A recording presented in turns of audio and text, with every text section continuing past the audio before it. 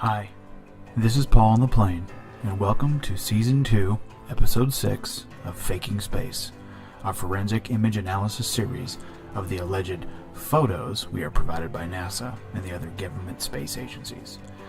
The second half of Faking Space Season 2 here will focus solely on the Apollo lunar missions, Apollo 11 through 17.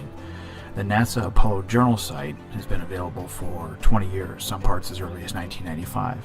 In 2015, NASA released more than 8,400 high-resolution images on Flickr, claiming it was every photo taken by the astronauts during the 6 moon missions from 1969 to 1972.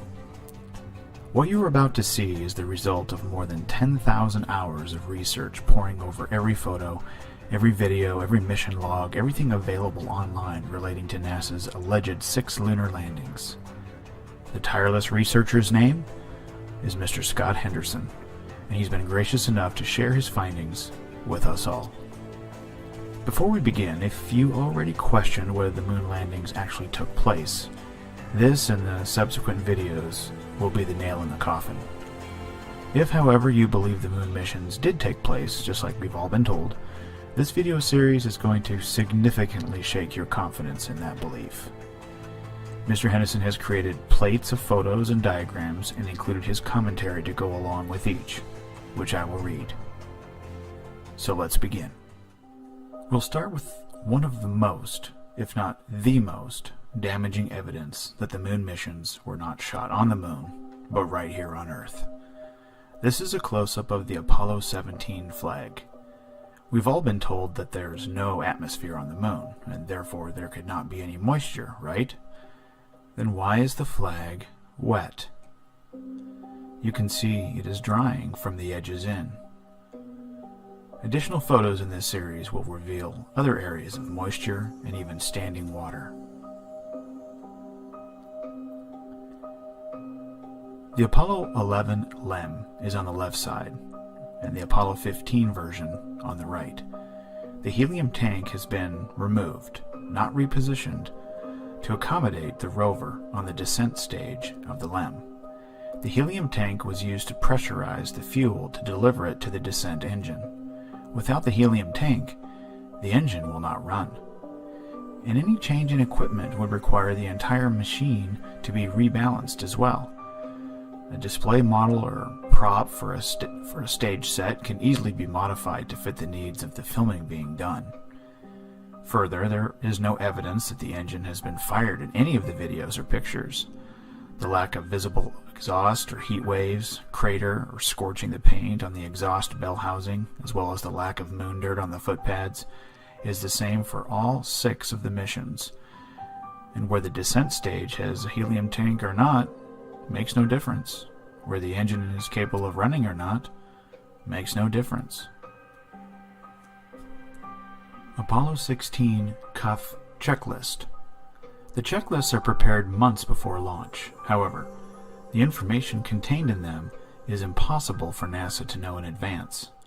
How could NASA know the size, shape, exact location of a rock, exact time the astronauts would arrive at it, the camera settings, position of the sun, where the footprints and the disturbed area would be located? How could NASA know the mineral composition of the inside of a rock before it is split open? On the lower left, ALSEP photos taken, past tense. The checklists are storyboards and cue cards used for filming the scenes.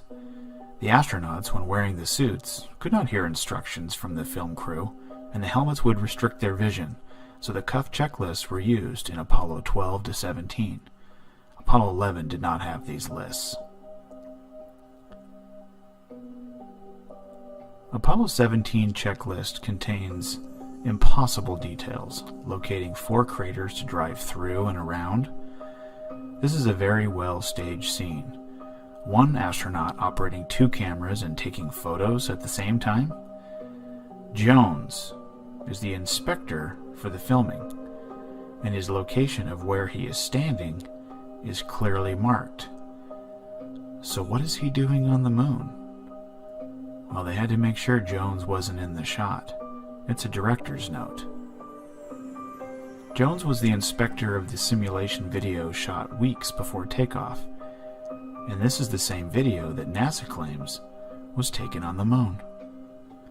This is the plate at the start of the video showing the date it was shot, November 28th, 1972, and of course Jones was never a crew member. Note the dates of the Apollo 17 mission, however.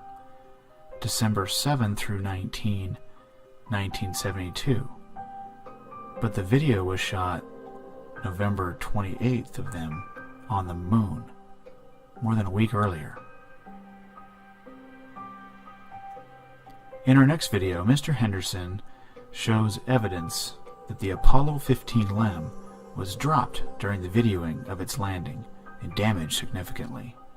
We'll cover the repairs required before the astronauts could be filmed next to the LEM. Until next time, this has been Paul on the Plane.